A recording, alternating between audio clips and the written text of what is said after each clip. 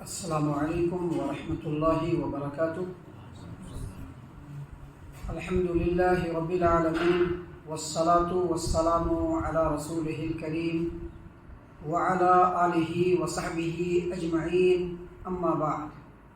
عن ابی ہریرہ رضی اللہ عنہ قال قال رسول اللہ صلی اللہ علیہ وسلم من نسی وهو صائم فأکل او شرب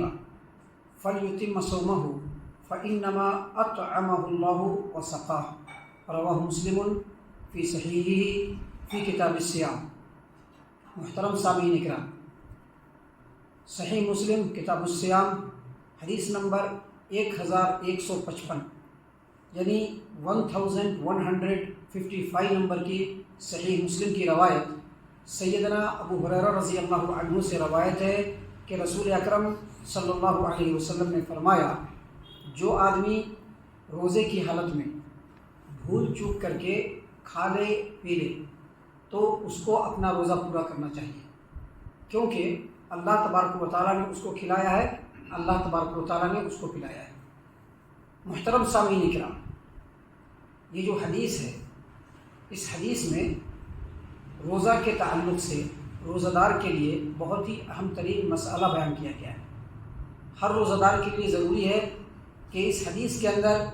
جو مسئلہ پیارے رسول صلی اللہ علیہ وسلم نے بیان فرمایا ہے، جو تعلیم رسول اکرم صلی اللہ علیہ وسلم نے اپنے امت کو دیا ہے، اس مسئلے کے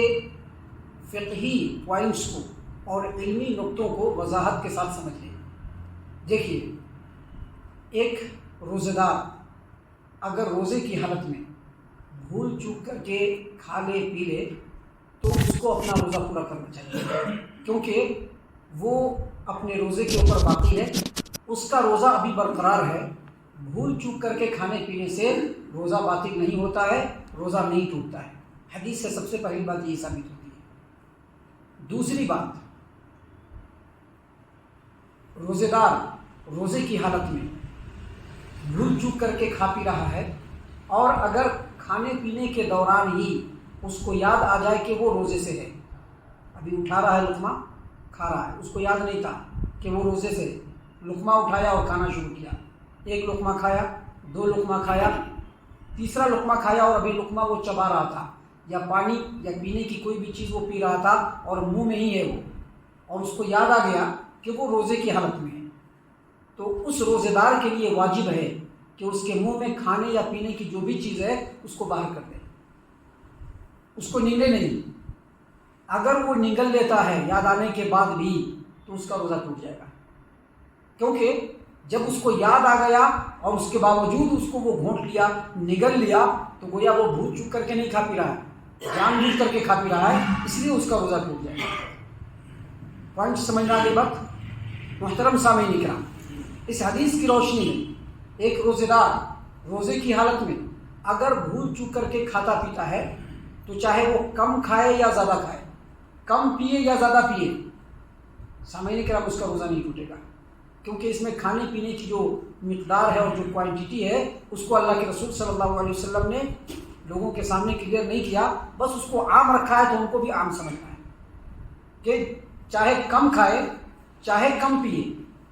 چاہے زیادہ کھائے یا زیادہ پیے، اگر روزے کی حالت میں بھول چوک کر کے اس نے کھا پی لیا تو اس کا روزہ نہیں ٹوٹے گا۔ سامعین کرام، ایک روزے دار روزے کی حالت میں اگر بھول چوک کر کے کھا لیتا ہے یا پی لیتا ہے تو وہ روزہ چاہے فرض روزہ ہو جیسے رمضان کا روزہ، یا وہ روزہ نفلی روزہ ہو، مثال کے طور پر رمضان کے بعد 6 روز جو شوال کے روزے ہوں گے 6 روز، یا پھر بقرعید سے 1 روز پہلے جو 9 ذی الحجہ کا روزہ ہوتا ہے وہ روزہ ہو، یا پھر عاشوراء کا روزہ ہو جو نفلی روزہ ہے، چاہے وہ فرضی روزہ ہو چاہے وہ نفلی روزہ ہو، اگر روزے کی حالت میں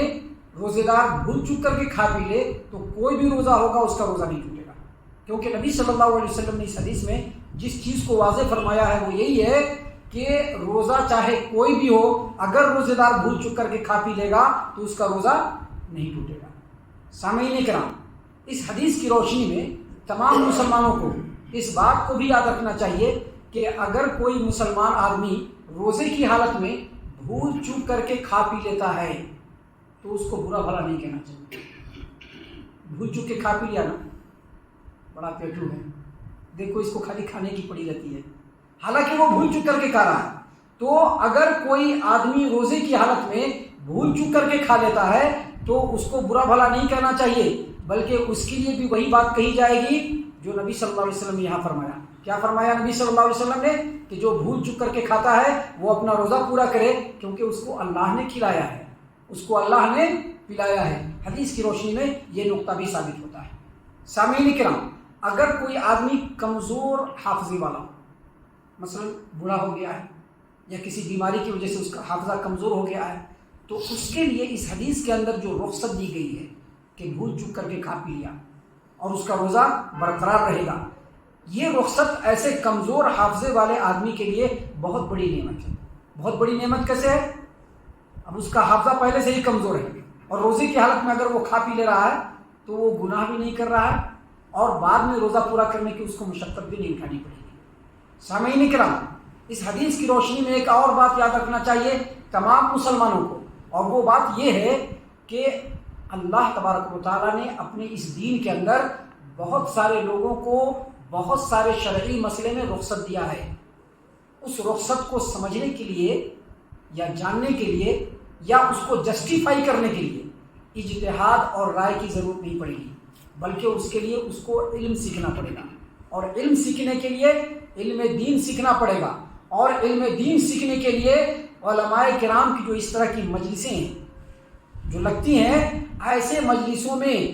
حتی الوسع جتنی اس کو استطاعت ہے، طاقت ہے، ایسی مجلسوں میں وہ شرکت کرے، علماء کرام کے بیانات کو سنیں، ان کے علمی نقطوں کو سنیں اور اس کو سمجھنے کی کوشش کریں، اور ساتھ ہی ساتھ علماء کرام کی صحبت کو اختیار کریں، ان کے پاس اٹھا بیٹھا کریں، تاکہ اس طرح کے مسئلے ان کو سمجھ میں آئے کہ شریعت کے کس مسئلے میں اللہ تبارک و تعالیٰ نے کن کن لوگوں کو رخصت دیا ہے۔